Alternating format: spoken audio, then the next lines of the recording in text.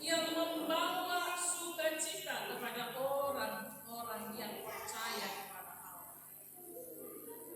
Kalau kita dapat kabar baik, Bapak Ibu yang terkasih, biasanya itu akan memberikan pengaruh yang luar biasa dalam diri kita. Adalah abang beradik. Kebetulan mereka satu kelas 2 SD, yang satu lagi kelas 6 SD. Maka mereka pulangnya tidak sama kalau sekolah.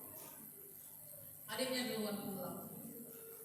Lalu ketika abangnya pulang jauh, dia melihat dari kejauhan, adiknya berkata begini, "Bang, ada 2 kabar. Satu kabar baik, tapi satu kabar buruk."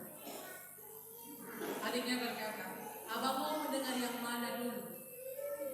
Karena abangnya perjalanan jauh, karena harus jalan kaki, karena orang tuanya harus kerja ke ladang, jadi tidak bisa mengantar jemput. Mereka mandiri.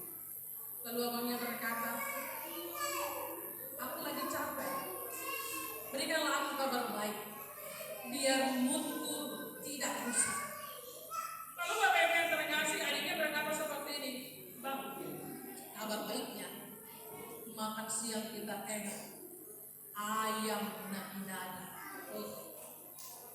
Mendengar itu abangnya semakin semangat.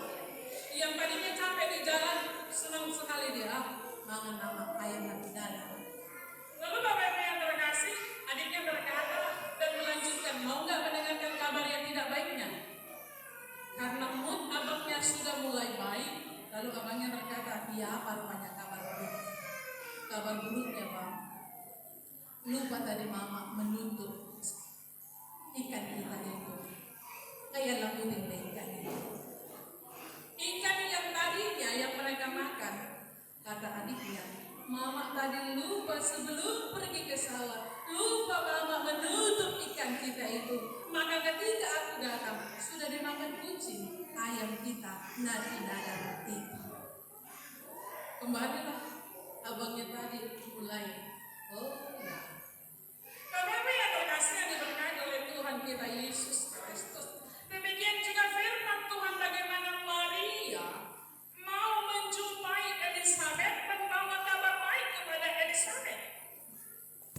Bayangkan Bapak Ibu yang terkasih, biasanya seorang wanita atau perempuan yang sedang mengandung tidak pernah diizinkan untuk bekerja berat, mengangkat berat. Biasa itu dialihkan kepada suami atau mungkin kepada anaknya yang sudah besar.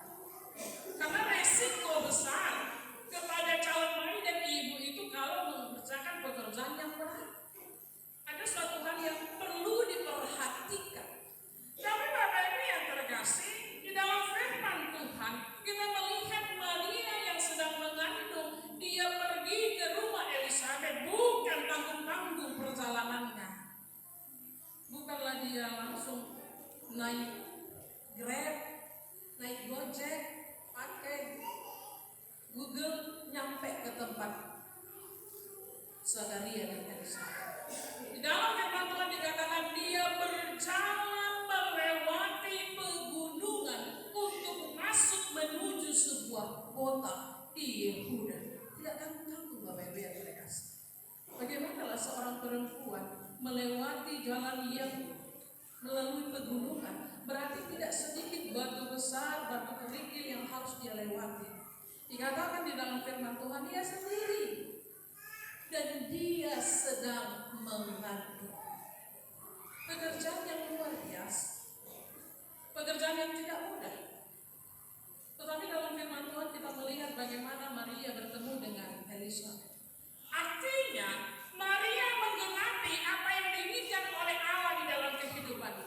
Allah menyatakan Maria harus berjumpa dengan Elizabeth, maka Maria pergi berjalan sejauh mungkin melewati pegunungan dan dia sampai di kota Yehuda dan dia sampai di rumah Zakaria dan Elisa.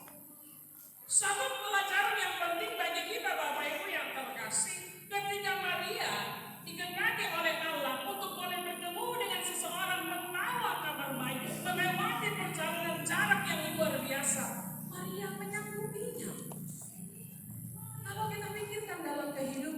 Bapak Ibu yang terkasih, kalau gereja, rumah Tuhan, untuk zaman sekarang ini tidak lagi jauh jaraknya dari rumah kita.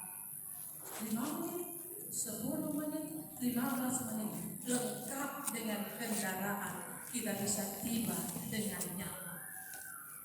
Tetapi terkadang yang menjadikan jarak dalam diri kita kepada Allah bukanlah jarak di dalam perjalanan, tetapi Yesus melihat banyak orang-orang Kristen yang hatinya jauh dari Kristus, maka tidak lagi berbicara dengan cara. Bapak Ibu yang terkasih, kalau dulu pernah ada ibu-ibu yang bercerita, naik sepeda pun kami jalani untuk bisa merenung, jalan kaki pun kami jalani untuk bisa merenung. Kenapa tahun demi tahun semangat